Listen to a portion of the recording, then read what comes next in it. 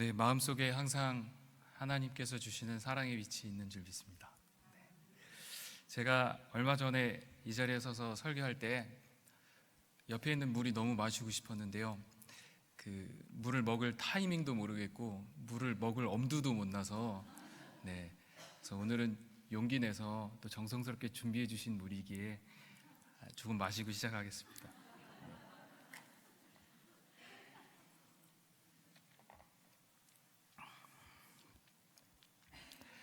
오늘은 5월 첫째 주 주일입니다. 그리고 오늘은 5월 1일이기도 합니다. 그리고 오늘은 5월 5일 어린이날을 기념하는 어린이 주일이기도 합니다. 제가 아는 어떤 교회는 담임 목사님이 출타 중이시면 오후 예배나 저녁 예배에 많은 성도님들이 꽃구경 가신다고 하더라고요. 저희 화평교회는 조금 다른 것 같습니다. 옆에 분과 함께 인사했으면 좋겠습니다. 조금 다르시네요.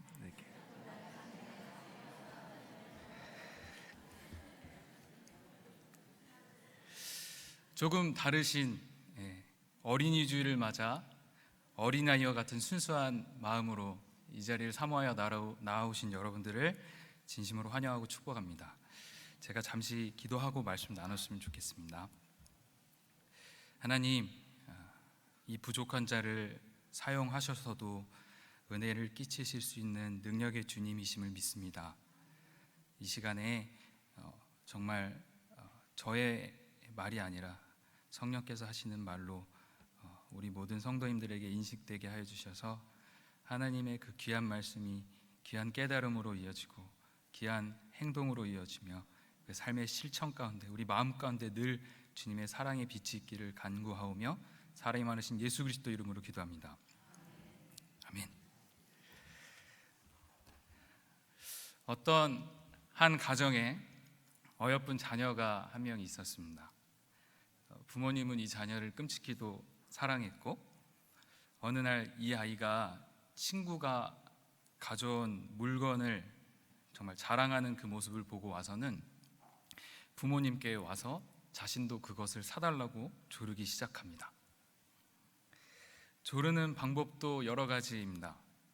애교를 피워도 보고, 동정심을 유발하는 눈물도 흘려보기도 하고, 단식 투쟁도 하고, 다른 부모님과 비교하며 불평도 해봤다가 그것을 사주지 않으면 학교에 가지 않겠다, 공부도 하지 않겠다 협박도 해봅니다.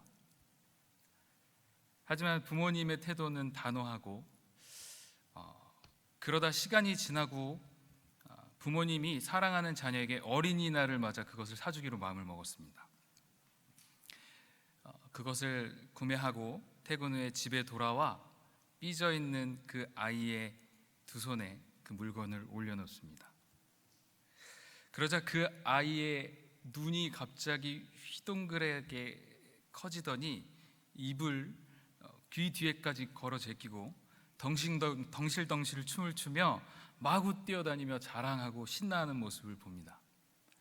우리 엄마 최고야, 우리 아빠 최고야 하며 좋아하는 그 모습을 바라보는 부모님의 얼굴에도 미소가 번집니다. 다음날 퇴근 후에 집에 들어갔더니 사랑하는 나의 자녀가 그 부모님이 주신 선물을 가지고 노느라, 그 선물에 집중하느라 부모님에게 인사조차도 하지 않습니다. 그리고는 며칠이 지나서는 그 선물이 지겨워졌는지 쳐다도 보지 않고 방 구석에 처박아 놓았습니다. 여러분이 만약에 이 부모님이라면 어떠한 마음이 드실 것 같습니까? 그 부모님의 마음을 한번 헤아려 보자면 굉장히 허탈하고 속상하고 섭섭한 마음이 들 것 같습니다. 하지만 조금은 섭섭한 마음이 들지 모르겠지만 그 부모는 여전히 그 아이를 사랑합니다. 여전히 그 아이를 그 부모의 자녀로 인식하고 있고 그 자녀를 위해 또한 살아갈 것입니다. 우리 하나님은요, 우리에게 단순히 선물 몇 개 던져주는 그런 부모님이 아니십니다. 우리의 모든 것을 다 채우시는 우리 아버지 주님이십니다. 가끔 우리가 주님 말고 주님이 주신 것에 더 집중하고 주님을 방관할 때가 있습니다만, 그럼에도 불구하고 하나님은 우리를 자녀로서 사랑해 주십니다. 왜냐하면 그분은 우리를 사랑하시는 우리의 아버지가 되어주시기 때문입니다. 세상에는 참으로 많은 종교들이 있습니다. 세상에 많은 사람들이 그들의 신을 믿지만 아버지라고 불리우는 신은 없습니다. 그들의 신은 굉장히 두려운 심판자의 위치에 있고, 우리가 늘 드리고 늘 빌고 늘 바쳐서 그 신을 감동케 해야지만 겨우 보상을 얻어내는 그런 수준에 있습니다. 하지만 우리 하나님은 다른 여타 가짜 신들과는 달리 우리보다 먼저 앞서서 우리를 사랑하십니다. 그 사랑의 깊이도 그 사랑의 넓이도 우리는 측량할 수가 없습니다. 그리고 우리가 그 사랑을 받을 만한 자격이 없음에도 늘 차고 넘치도록 채워주십니다. 오늘 본문을 통해서 그 넘치는 하나님의 사랑에 대해 함께 나누었으면 좋겠습니다. 오늘 우리가 살펴본 로마서 5장은 의롭다 하심을 받은 사람의 삶이라는 소제목을 가지고 있습니다. 의롭지 않은데 의롭다 하심을 받았다? 이 굉장한 축복을 누리는 사람의 삶에 대해서 소개하고 있습니다. 5장을 보시기 이전에 4장 18절에서 24절 말씀을 함께 보았으면 좋겠는데요, 18절부터 24절 말씀 함께 교독했으면 좋겠습니다. 제가 먼저 읽겠습니다. 아브라함이 바랄 수 없는 중에 바라고 믿었으니 이는 내 후손이 이같으리라 하신 말씀대로 많은 민족의 조상이 되게 하려 하심이라.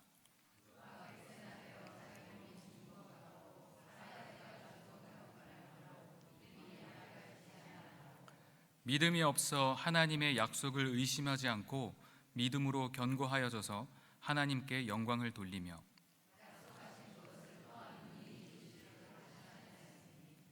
그러므로 그것이 그에게 의로 여겨졌느니라.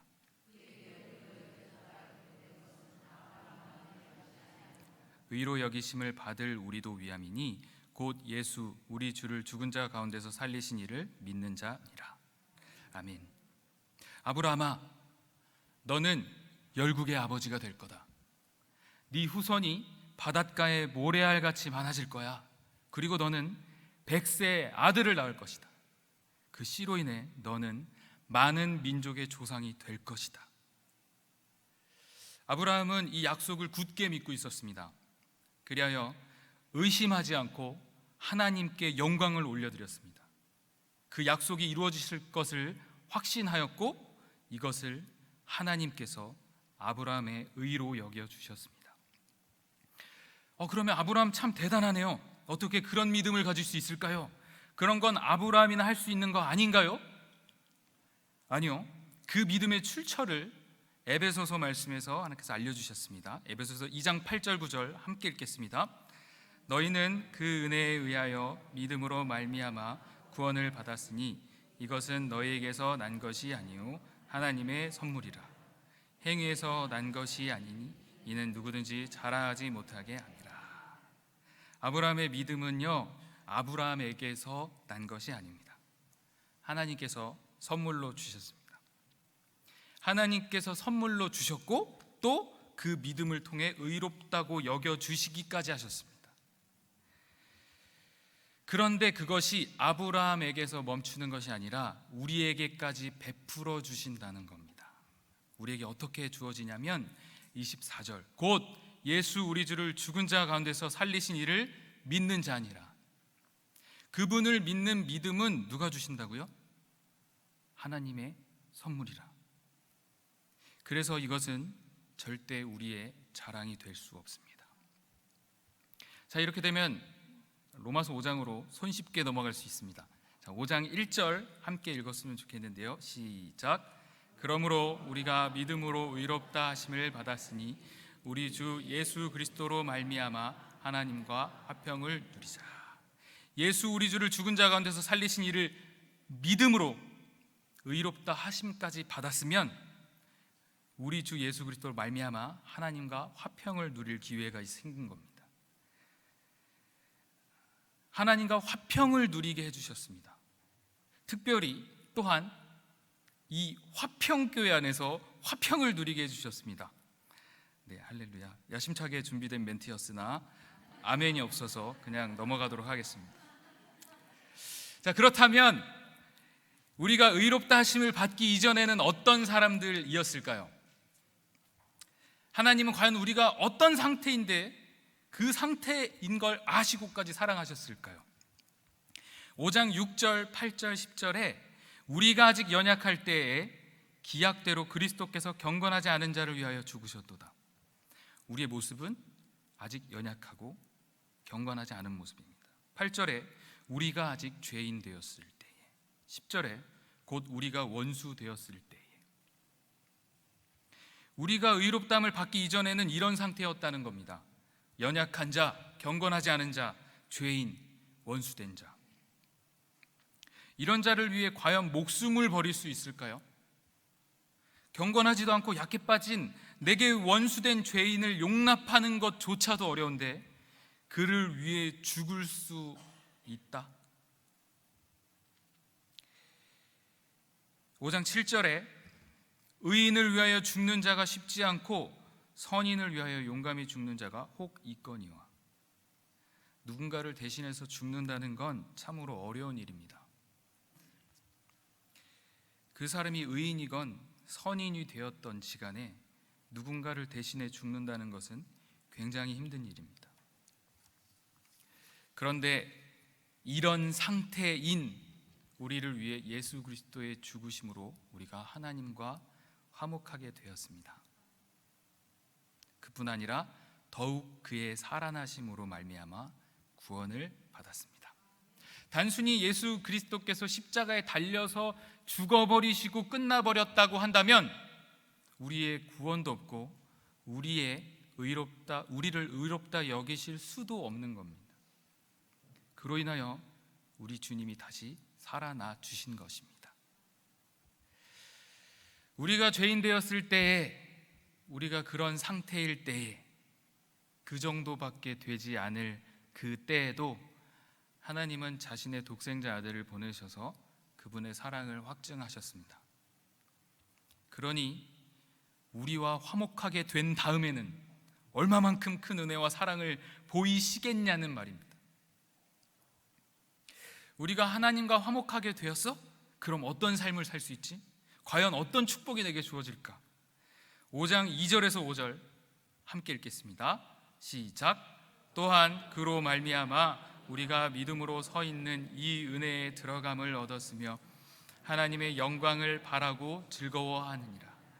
다만 이뿐 아니라 우리가 환난 중에도 즐거워하나니 이는 환난은 인내를, 인내는 연단을, 연단은 소망을 이루는 줄 알미로다. 소망이 우리를 부끄럽게 하지 아니함은 우리에게 주신 성령으로 말미암아 하나님의 사랑이 우리 마음에 부은 바 됨이니. 아멘. 하나님의 은혜에 들어갈 수 있게 되었다. 하나님의 영광을 바라고 즐거워할 수 있게 되었다. 환난 중에도 즐거워하고 인내와 연단을 통해 소망을 이루는 삶을 살게 되었다. 소망이 우리를 부끄럽게 하지 않는다.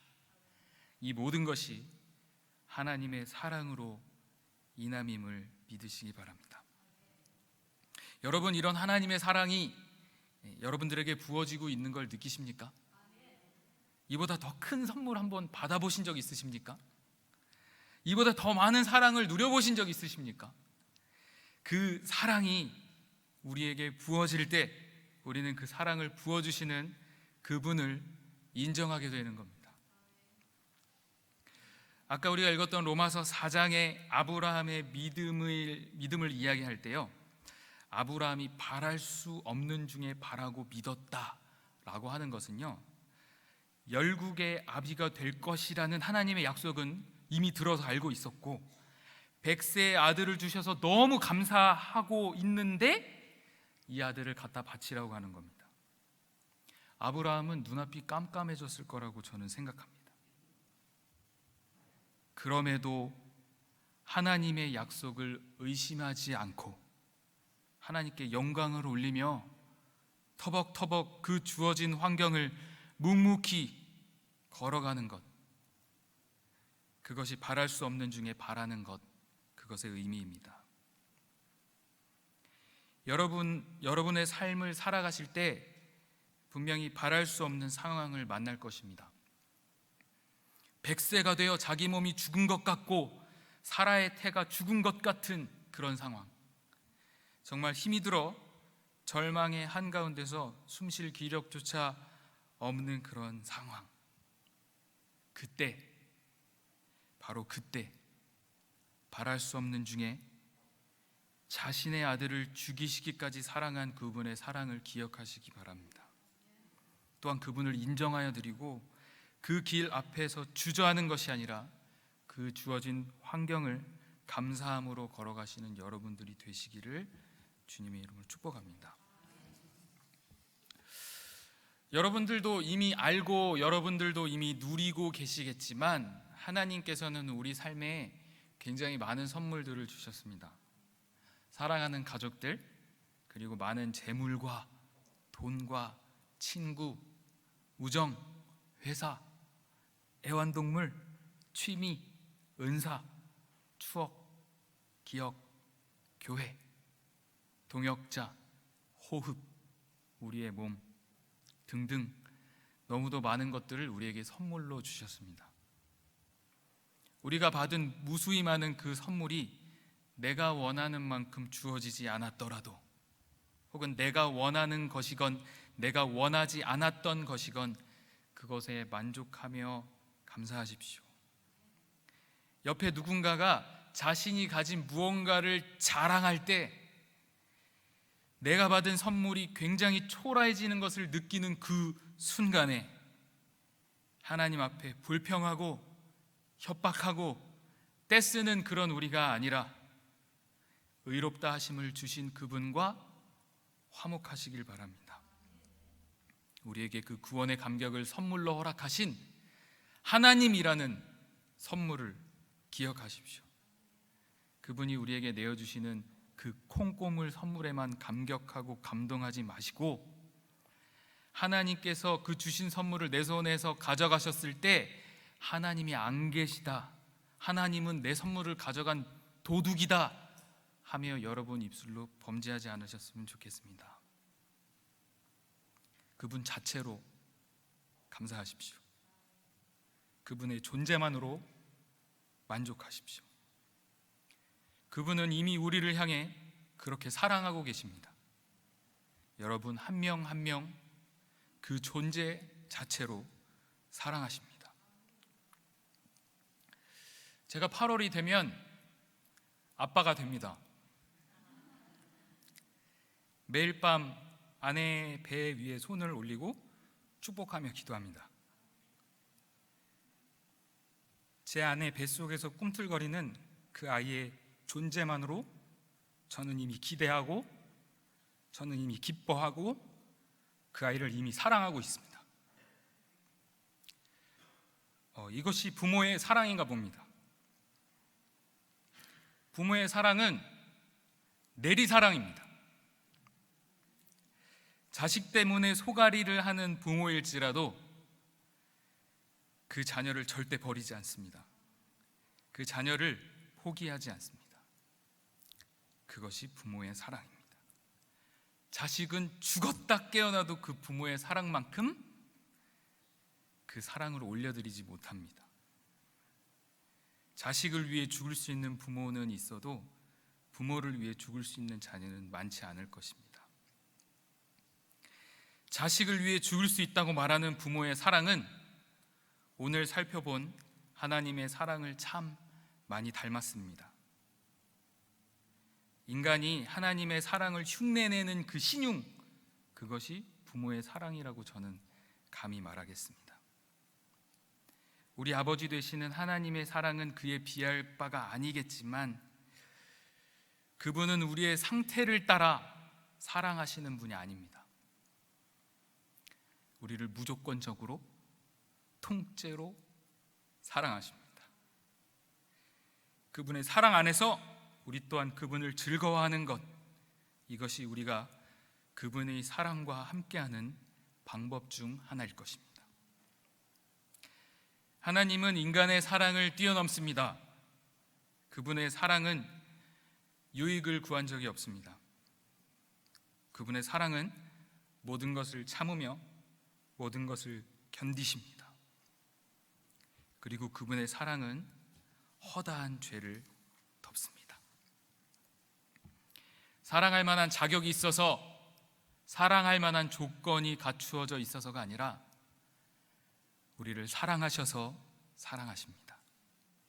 아무런 조건 없이 사랑하시는 하나님이십니다. 그리고 아무런 조건 없이 사랑받는 여러분들이십니다. 말씀을 마치고자 합니다. 요한 1서 4장 9절에 하나님의 사랑이 우리에게 이렇게 나타낸 바 되었으니 하나님이 자기의 독생자를 세상에 보내심은 그로 말미암아 우리를 살리려 하심이라.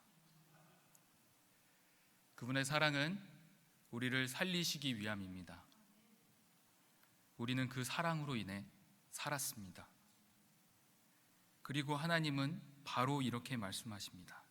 하나님이 이같이 우리를 사랑하셨은즉 우리도 서로 사랑하는 것이 마땅하도다. 5월은 가정의 달입니다. 여러분이 속한 그 가정이 당연히 여러분들에게 주어진 것이 아니라 하나님의 사랑받은 자들이 사랑하도록 주신 공동체입니다. 여러분들의 자녀, 부모, 형제, 이웃, 주님께서 사랑하라고 주신 사람들입니다. 그 의미를 되새기고 가정을 돌아보고 약한 이웃을 돌아보는 것이 하나님을 사랑하는 것입니다. 하지만 분명히 우리가 알아야 할 것은 하나님의 사랑을 바탕으로 하지 않는 사랑은 사랑이라고 말하기 어렵습니다. 먼저 그리스도와의 로맨스를 이루십시오. 그분의 은혜 안으로 들어가십시오. 그리하여 하나님의 영광을 바라고 현재와 미래에 대한 안심과 평안을 누리십시오. 하나님의 신실하신 약속을 기억하시고 우리의 구원을 이루어 주시고 우리에게 믿음을 선물로 주시고 그로 말미암아 의롭지 못한 우리를 의롭다 칭찬하시는 그분을 기억하십시오.